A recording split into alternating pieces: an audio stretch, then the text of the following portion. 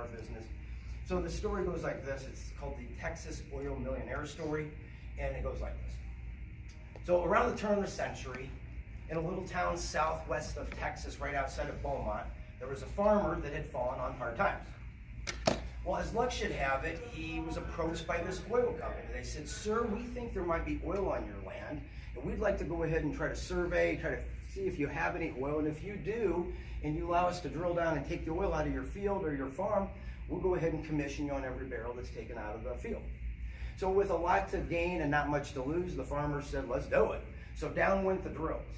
Now it's the turn of the century. So back in these days, they had these things, they still do today, have these structures called derricks. Derricks are these little things that hold the drill bit, for lack of a better word, in place.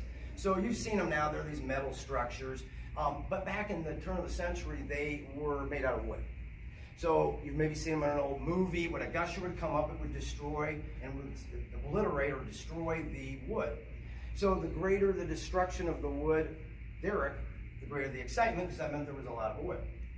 When this particular oil discovery came, or when this gusher hit, this thing came up and it obliterated, I mean, just destroyed, sent it to tiny little pieces all over the place, this derrick, and it spewed out thousands of gallons of oil till it could be capped. This was the introduction to a historical discovery called Spindle Top.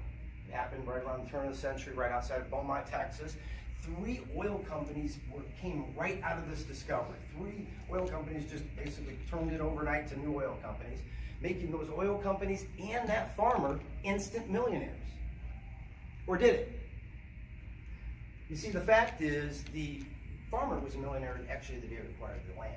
But it wasn't until somebody suggested that he drill down, he survey to see if there was oil, he'd bring it up to the surface, he'd take it to refineries, refine it, he'd make it shippable, and to the ability to get it to the marketplace. It really had no value. And I kind of equate the car business a little like this. I mean, it's a dirty business. You got to drill down, you get sweaty, dirty all day, running, bumping into cars, getting grease and stuff on you as you're showing cars. You're drilling down sometimes for days and days and days with nothing, but then all of a sudden you hit that customer 1, 2, 3 in a row.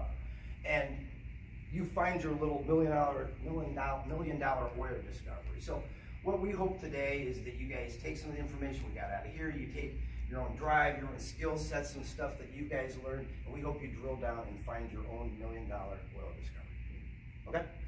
Thank you. All right. I got one.